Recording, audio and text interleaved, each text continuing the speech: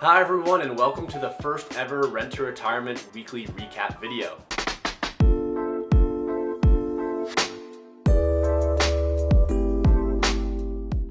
I'm Sam Hack, and I'll be your host for these weekly videos, which will review key points that happened in the real estate market and economy in the past week.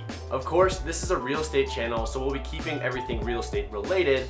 However, the real estate market can be impacted by many different dynamics in the economy. This week, we're going to touch on employment numbers, real estate related tech companies, and commercial real estate. Let's start out with employment. Numbers taken this past week show that 2.7% of US workers quit their jobs in April.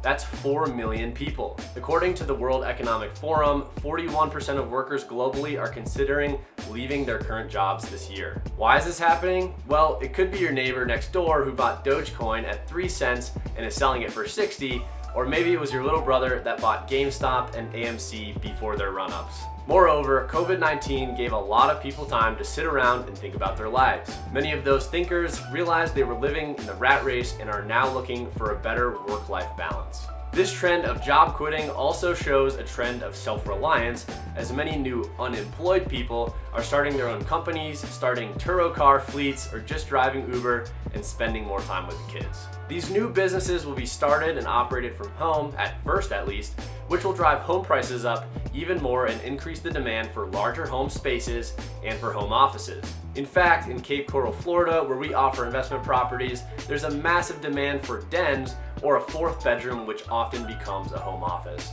With labor in higher demand than ever as the economy reopens, employers are offering high wages and sign-on bonuses, which will increase the propensity for tenants to spend more on rent. Now let's talk about some tech-related apps, specifically Nextdoor and Instacart. Nextdoor, the app that lets neighbors connect with each other via smartphone, is going public with a valuation of $4.3 billion. Nextdoor grew massively during the pandemic as people were forced to stay at home and figure out which neighbor could lend them a roll of toilet paper when the local Walmart was cleaned out. Nextdoor reports that 33% of US households are now using Nextdoor. Another fast-growing app, Instacart, is now valued at $39 billion. Facebook executive in charge of mobile development, Fiji Simo, left the company to become the new CEO of Instacart. Again, this shows us more and more people have accepted food delivery, just like Amazon packages, as a new normal mode of operation. I wonder how Lazy Boy stock is doing. Next, let's talk about commercial real estate. At the start of the pandemic, we all heard real estate pundits screaming, "Cities are dead, cities are dead." Well, based on the New York City and Nashville TikTok communities, no, they're not. However, with the rise of remote work, central business districts could be threatened.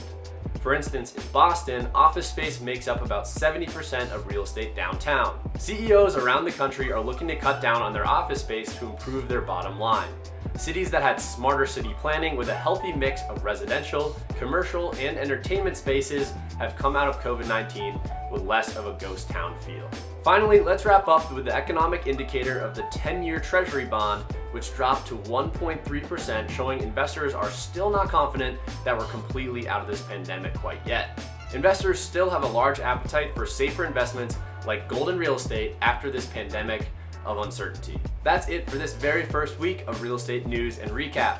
I hope you all enjoyed this quick rundown, and please let me know if you have any ideas on how to make this segment more engaging and how it can make you a better real estate professional and investor. I'll see you all next week.